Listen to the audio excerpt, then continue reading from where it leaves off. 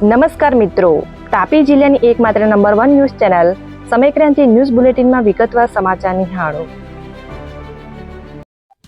વ્યારા શહેરના અંબાજી મંદિર નજીક આવેલ પાન ગલ્લામાંથી પોલીસે પ્રતિબંધિત ગોગો પેપરનું વેચાણ કરતા ઇસમ સામે ગુનો દાખલ કર્યો। તાપી જિલ્લા એસઓજી ટીમના રાજેન્દ્રભાઈને મળેલી ખાનગી બાતમીના આધારે વ્યારા અંબાજી મંદિર સામે પાનના ગલ્લામાં ગોગો પેપરનું ચેકિંગ હાથ ધરવામાં આવતા આરોપી વિક્રમભાઈ ભોયના કબજામાંથી 3 નંગ ગોગો પેપર મળી આવતા પોલીસે આરોપી સામે ગુનો દાખલ કરી મુદ્દામાલ કબજે લઈ કાર્યવાહી હાથ ધરી હતી। તો બે તરફ જિલ્લામાં પહેલો કેસ દાખલ થયો હોવાની માહિતી પ્રાપ્ત થઈ છે। વ્યારાના ભટપુર ગામની પ્રાથમિક શાળાના બાંધકામની સાઇટનું અધિકારી દ્વારા નિરીક્ષણ કરાયું। વ્યારા તાલુકાના ભટપુર ગામના ગ્રામજનોએ પ્રાથમિક શાળાના હલકી ગુણવત્તાવાળા બાંધકામનું બાબતે કલેક્ટરને રજૂઆત કરી હતી, જેને લઈ જિલ્લાના અધિકારી દ્વારા જાત નિરીક્ષણ કરવામાં આવતા ઇન્ચાર્જ ડિસ્ટ્રિક્ટ પ્રોજેક્ટ એન્જિનિયર દ્વારા મીડિયાને માહિતી આપી હતી। એ ચૌધરી જિલ્લા પ્રોજેક્ટ ઇન્ચાર્જમાં છું। આજે મેં રૂબરૂ સ્થળ વિઝિટ કરી છે। એમાં બાંધકામના જે ગ્રામજનો દ્વારા અમને દરખાસ્ત કરવામાં આવી, રજૂઆત કરવામાં આવી, અમે ધ્યાનમાં લઈને તાલુકાના એન્જિનિયર જોડે અમે રૂબરૂ જોઈન્ટ વિઝિટ કરેલ છે।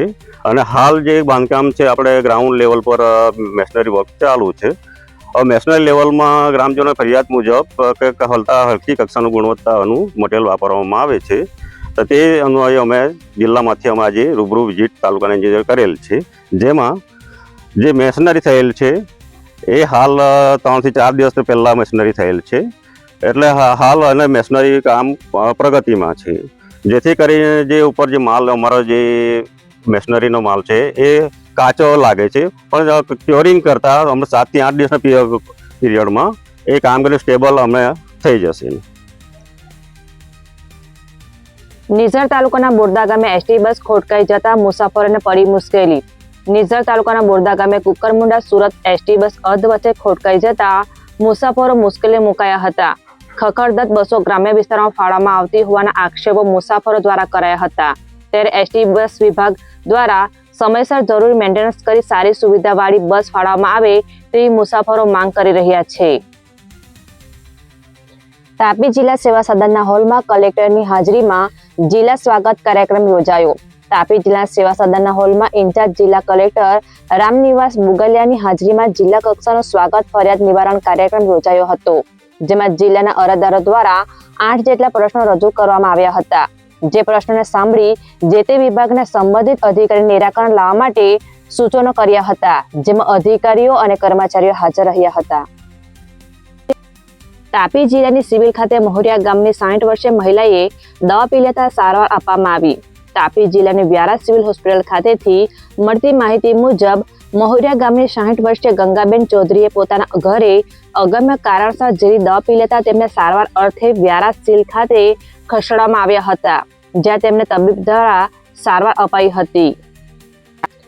ઉચ્છલ ગામના જાગૃત નાગરિકે ગ્રામસભા બાબતે તાલુકા વિકાસ અધિકારીને આપ્યું આવેદન। તાપી જિલ્લાના ઉચ્છલ ગામના જાગૃત નાગરિક અર્જુનભાઈ ગામે દ્વારા તાલુકા વિકાસ અધિકારીને ગ્રામસભા બાબતે આવેદનપત્ર આપી રજૂઆત કરી છે, જે બાબતે તેમણે મીડિયાને માહિતી આપી હતી। આજરોજ 24/12/2025ના રોજ ઉચ્છલ ગ્રામ પંચાયતની ગ્રામસભામાં પૈસા એક્ટ મારફતે જાણકારી આપવાનો હતો, જેના અંદર અમારા મારફતે ગ્રામસભાની અંદર પૈસા એક્ટ વિશે વિસ્તારથી માહિતી પૂછતા સરપંચ તથા તલાટી મારફતે કોઈપણ પ્રકારનો જવાબ આપવામાં આવ્યો નહીં।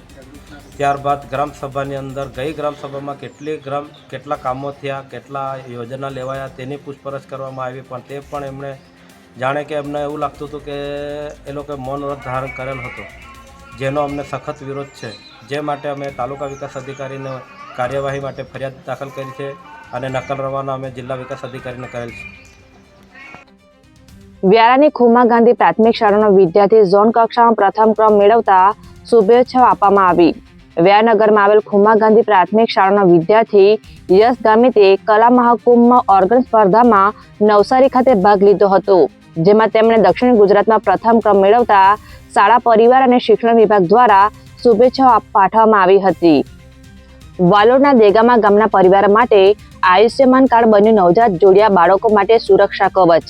તાપી જિલ્લાના વાલોડ તાલુકાના દેગામા ગામે રહેતા ગણેશભાઈ કોકલીના પરિવારના 2 જોડિયા બાળકોની સારવાર માટે 5 લાખ જેટલી રકમની વ્યવસ્થા કરવી અસંભવ હતી, ત્યારે 5 લાખનો ખર્ચ અને મધ્યમ વર્ગની લાચારી વહારે આવી આયુષ્યમાન ભારત યોજના આવતા તેમણે માહિતી આપી હતી.